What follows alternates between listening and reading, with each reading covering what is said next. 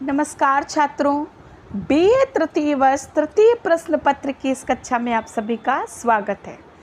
तृतीय प्रश्न पत्र हिंदी की क्षेत्रीय भाषा साहित्य में ब्रज भाषा साहित्य के अंतर्गत आज की कक्षा का प्रकरण है छंद शती की व्याख्या का भाग 6।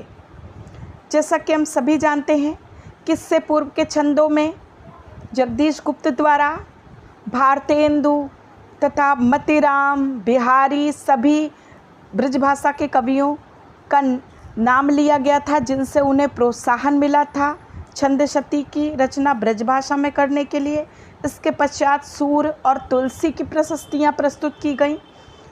इस छंद में देखते हैं कि डॉक्टर गुप्त किस ब्रजभाषा के कवि की प्रशस्ति प्रस्तुत कर रहे हैं।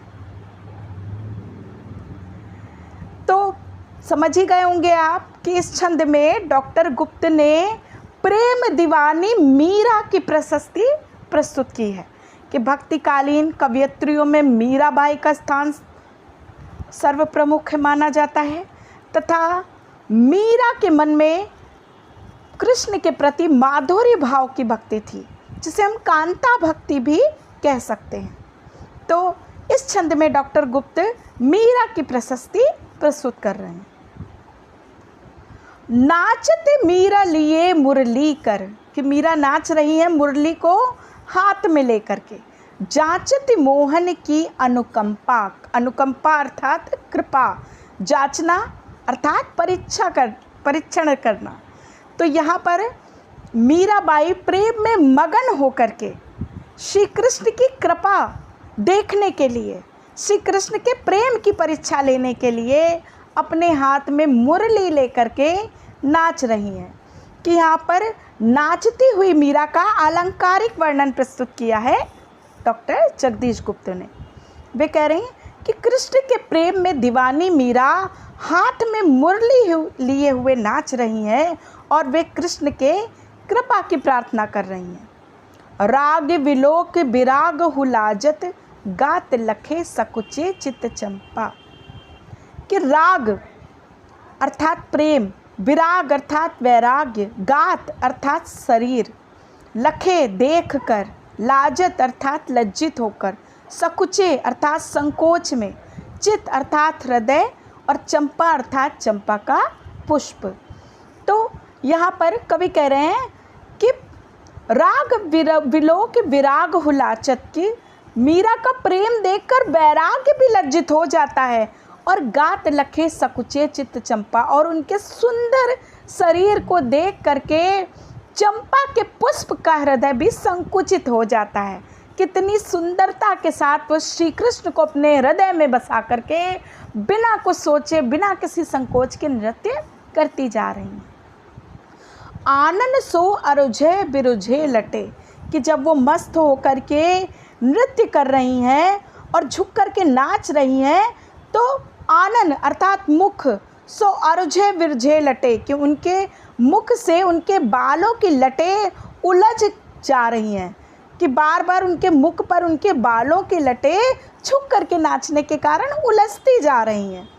और लेती जबे झुक झूम के झंपा, कि जब वो झूम करके घूमती है नृत्य करने के लिए तो उनके मुख से जो है वो उनके बालों की लटें उलझ जा रही हैं।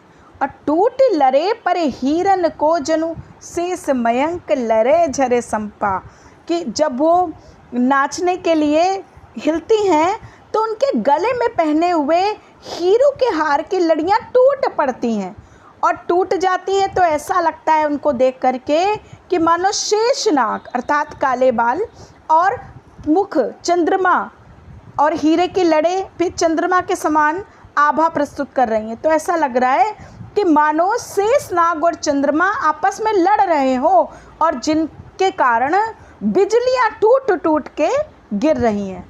तो बड़ी ही सुंदर जो है वो दृश्य को प्रस्तुत किया हुआ है, बिंब प्रस्तुत किया है यहाँ पर कवि ने। मीरा की प्रशस्ति की है, सवैया छंद है, भाषा सरल सहज तथा ब्रज युक्त है। साथ ही साथ इसमें उपमा अलंकार, रूपक अलंकार, साथ ही उदाहरण अलंकार का प्रयोग किया गया है। मेघ दुरे बिथुकी अलकावली में नभ नैनन ते नियारो, खोई मयूखे गई मुस्कान में बान में आनी पीयूख लुभान्यो। आप समझ गए होंगे कि यहाँ पर किसकी प्रशस्ति की जा रही है। यहाँ पर आधुनिक गद्य के जन्मदाता भारतेंदु हरिश्चंद्र की प्रशस्ति प्रस्तुत की जा रही है कि मेघ दुरे बिथुकी अलकावली, कि भारतेंदु के मुखमंडल पर छाई हुई अलखें अर्थात उनके बालों की अलकावली को देख करके मेघ भी क्या हो रहे हैं, संकुचित हो रहे हैं। कि यहाँ पर मेघ दुरे बिथुकी अलकावली में नभ नैनन ते नियरान्यो, खोई मयूखे गई मुस्कान में बानी में आनी पीयूख लुखानो, माधवी मल्लिक सौमिल अंक कलंक मोहक होए महकानो, चांदनी प्राणन पूरी रही हरिचंद के ही में चंद समानो।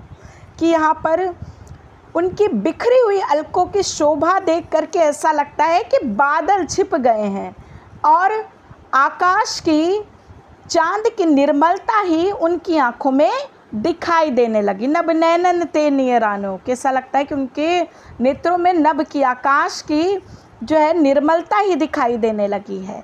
और खोई मयूखे गई मुस्कान में, कि उनकी मुस्कान इतनी उज्ज्वल है कि उसको देख कर के मयूख अर्थात सूर्य की किरणें भी जो है वो मलिन हो जाती हैं, फीकी पड़ जाती हैं।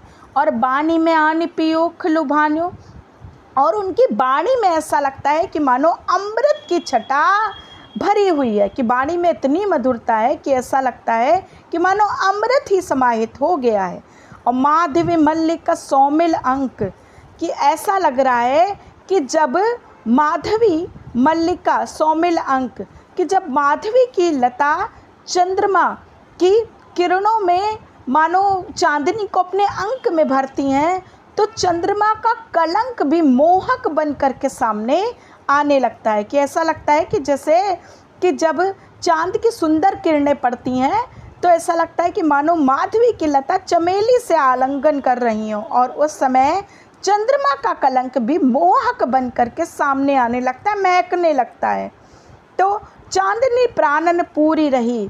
तो इस तरह से हम देखते हैं कि हरिश्चंद्र के व्यक्तित्व में चांदनी की उज्ज्वलता ही कांतिमान हो उठती है, उद्भासित हो उठती है, और हरिश्चंद्र के ही में चंद समानो, और ऐसा लगता है कि हरिश्चंद्र के हृदय में चंदर बरदाई ही समाहित होकर के रह गए हों। जैसा कि हम सभी जानते हैं कि चंदर बरदाई जो है वो हिंदी के पहले कवि तथा उनके द्वारा रचित पृथ्वीराज रासो हिंदी का पहला महाकाव्य माना जाता है। तो पूरे छंद में प्रतीत अलंकार की छटा दिखाई देती है, श्रृंगार रस दिखाई देता है, तथा हरिश्चंद्र के हृदय में चंदर बरदाई के समाहित होने का अर्थ है कि जिस तरह से चंदर बरदाई ने एक नए युग की शुरुआत की थी, प्रारंभ किया था रासों के द्वारा, उसी तरह हरिश्चंद्र ने भी आधुनिक युग में नई विचारधारा, नई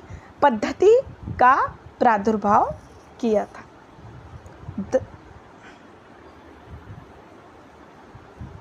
तो इस तरह से हमने देखा कि इस छंद में हरिश्चंद्र जी की प्रशस्ति प्रस्तुत की गई है। तो ये कक्षा यहीं समाप्त होती है। मिलते हैं अगली कक्षा। धन्यवाद।